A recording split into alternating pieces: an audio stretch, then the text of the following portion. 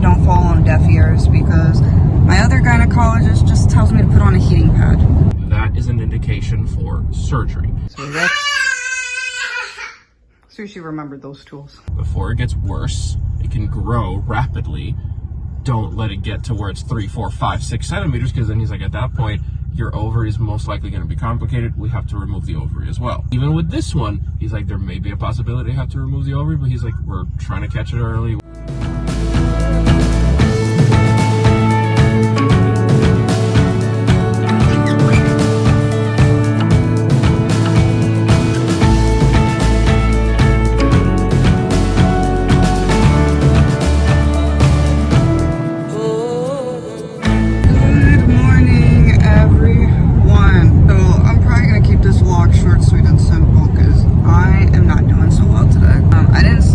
Last night. I was up since 4 in the morning. Denise is stressed. I am really on little sleep right now, so I'm very aggravated. And I'm trying not to feel this way, but it's not gonna work out. We're on our way right now to the gynecologist. A new one, the one that we said we were gonna go and see. The biggest issue here is that each month when Janice goes through her cycle, she is starting to feel more and more pain, more discomfort, and it's kind of like it happens more often than it doesn't outside of like her actual period. So while she's ovulating, she should feel at her absolute best energy, everything, and she is like at her absolute worst as if she's going through her period, horrible pain, cramping. So she agrees. It's getting really bad, and each month it's increasing in intensity during those ovulating times. So the concern here is, what is causing this? Could it just be a simple hormonal imbalance? And you know, they keep telling her, oh yeah, we're just going to put you on birth control. Janice cannot be on birth control. She feels worse when on birth control. That's why she had to stop it years and years ago. They did recommend a medication that was called Orlissa, and she has been on that one before, and again, because of the side effects were so severe, she had to get off of it. So now that was her first GYN office. We're going to the one that is the OBGYN, the one that delivered sushi and everything. And they're great doctors. They have like 12 doctors in that practice. So we're going to go see one that we have actually seen before. We really like him. Let's see what he can offer to Janice. He was the one that we actually scheduled my C-section to be delivered by, but Sushi decided She wanted to come early. She wanted to come early, so he was gonna deliver sushi for us. Now the thing is that this gynecologist is a male. This is my first male gyno. We'll see how it goes. Like, I'm not worried. I felt more heard by this doctor in the world of gynecology, all the different doctors I have seen, than ever. Like, so I'm hoping my concerns don't fall on deaf ears because my other gynecologist just tells me to put on a heating pad. Yeah, that's not a quality of life. That's not a solution. I'm at the point now that I'm constantly in bed with a heating pad on with nothing, like, and it's just not ideal. So we'll see what he offers me. I'm honestly going to be honest, I'm not that optimistic maybe because I'm such in a bad mood. But we'll see. Now, the reason why I am optimistic is because when we did see him when Janice was pregnant, he was like, the very first appointment was with him. That's why we instantly liked him. Now, he took the time out of his day to find Janice other doctors, which she needed during her pregnancy. You know, the high risk, the endocrinologist, the cardiologist. Like, he literally took his time to find several of them for us, and they, you know, some of them she still sees today. So it's a very good thing. He's, again, very nice. You can tell that he does his job to help people, not just for a paycheck, which is very nice to have a doctor that has excellent bedside manner who's willing to go above and beyond for their patients. So let's go do this, guys.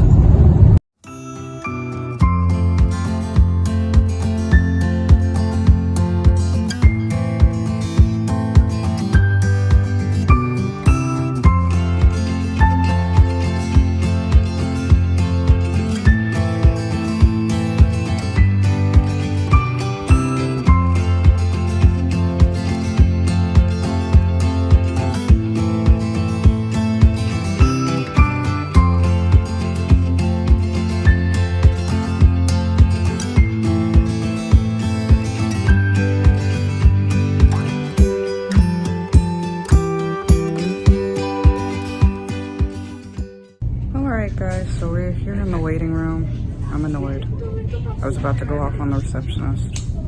I'll explain more in the car, but let's get through this appointment. So Paul is throwing a blanket over me right now. I had to get undressed, guys. Get undressed. It's my first appointment here since delivering sushi.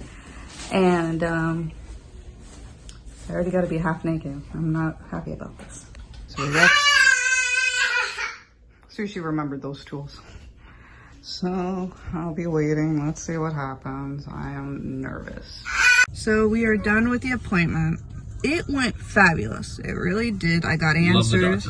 And the doctor is impeccable. Like, he takes me serious. He got amazing. I love him. I think surgery is something we need to move towards. So what happens is this. Janice has done 2 ultrasounds with her former GYN office. And they're bad guys. Like, he was reviewing... realizing now, they never... They dropped the ball on me multiple times. Horrifically. Like, he's going through my notes. He's like, they didn't tell you this? I was like, no. And he's like, he went into details with the notes. He read everything back to me. He's like, I don't know why. And explained everything well. And imagine, in the last appointment I was with the gynecologist in the other location, I asked her, do you think this is endometriosis? She's like, no, there's no indicators. You're fine.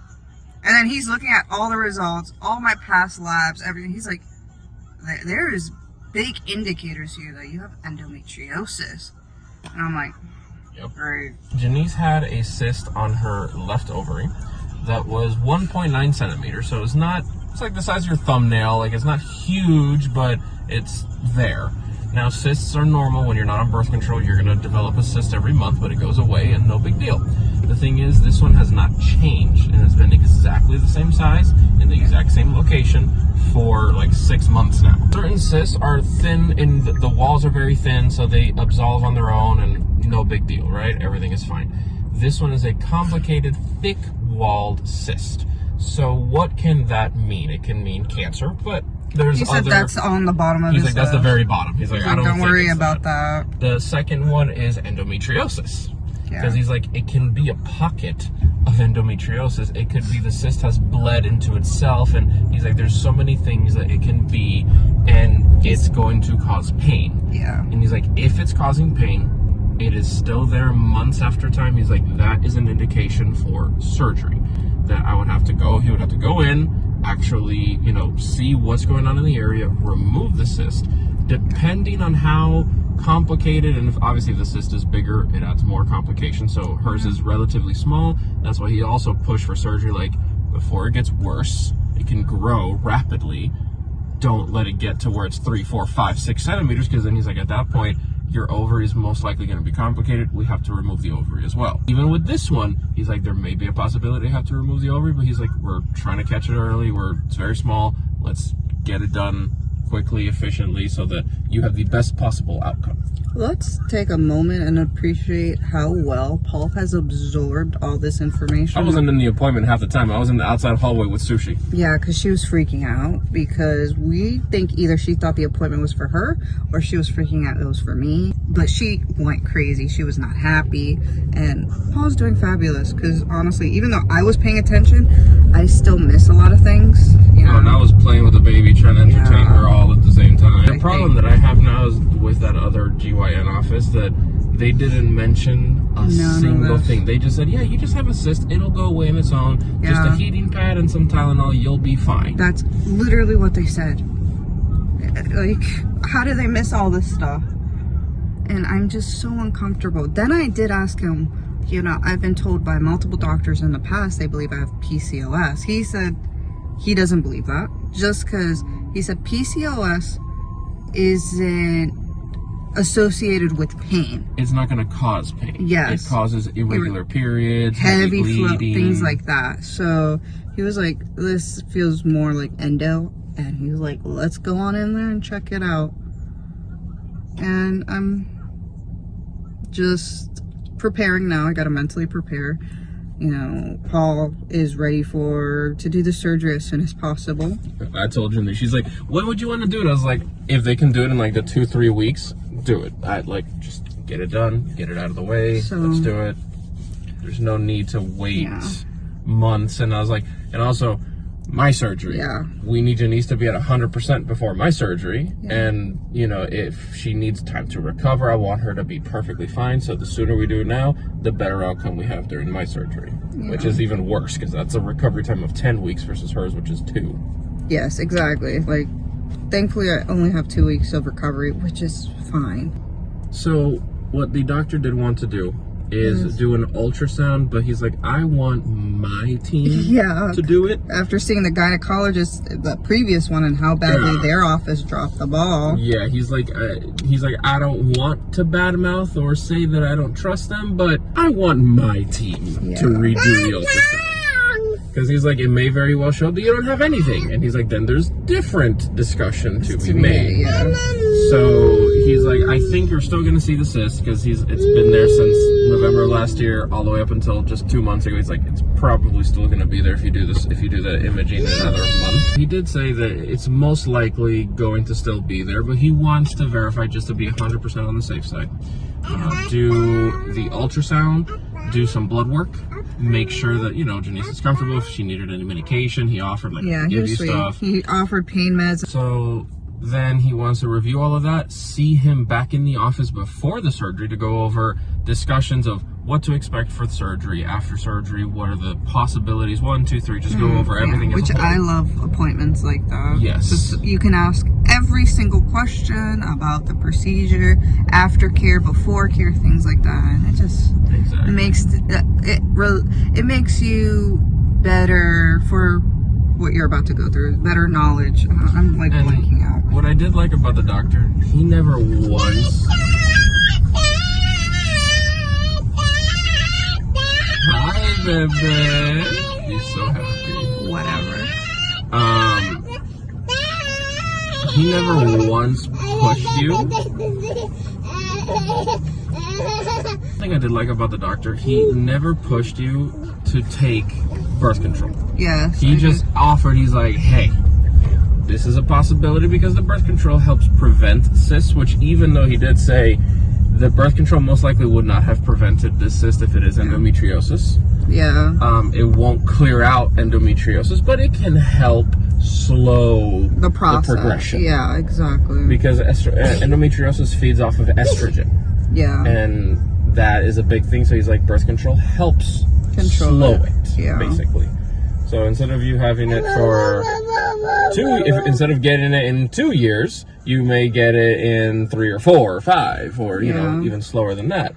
So that was one thing that he did offer. He's like, that is always a possibility. Yeah, but keep an open mind to it, and if you want, we can discuss those options.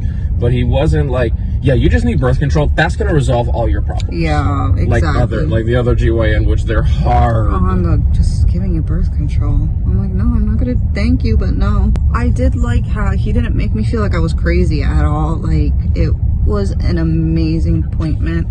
I feel confident in this doctor like usual. Imagine, for me to schedule a C-section for a doctor to take my baby out of me, like, you know I'm going to pick the best doctor I feel, and he was that doctor. So, and he was also very patient with Sushi in the appointment. Yeah. While she was screaming, I'm like, I'm so sorry. So, but anyway, guys, that's it. Me and Paul now have to make some phone calls, you know, tell our family members, and go on from there. Now we need to kind of mentally prepare, situate, get things, you know, together, talk to the nanny, like things like that to prepare for such a situation. So guys, like always, we're gonna take you along for that ride, but this is where we end it, because 1, I'm starving, 2, I'm still in that bad irritable mood, 3, I'm in pain. Like, I'm in pain as we speak.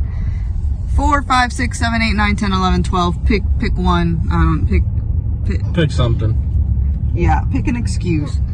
I just need to end it for now. Do not forget to like, share, and subscribe. It truly means the world to us, and it helps educate others. And for something like this, show other women you're not alone. You know, Speak up. If you don't like a doctor or you think that something more can be done, go get a second opinion, because not for nothing, if you would have just stuck with them, there's nothing to do. Imagine your endometriosis getting worse and worse and worse, and then, hey, it can turn into cancer. You had to have a full hysterectomy now. Like, there's so many things that it could spiral out of control very quickly. So guys, that is a great point. Get a second opinion. Look at how well it worked in my favor, getting a second opinion. And from a good doctor. Like, travel if you have to. Look up reviews. Like, be, like, stingy. Be, how do I say, critical. Be picky. Yeah, be picky. You know what I mean? If you look at a doctor and they have a bunch of horrible reviews, probably best to not go to that doctor. Everyone, get a second opinion if you feel like you need to. When it comes down to my reproductive system here, I want to do the best, so I gotta take care of myself. So guys, stay tuned. We're gonna update you guys a lot more. There's a lot of more lessons to be learned from all this. For now, adieu and goodbye.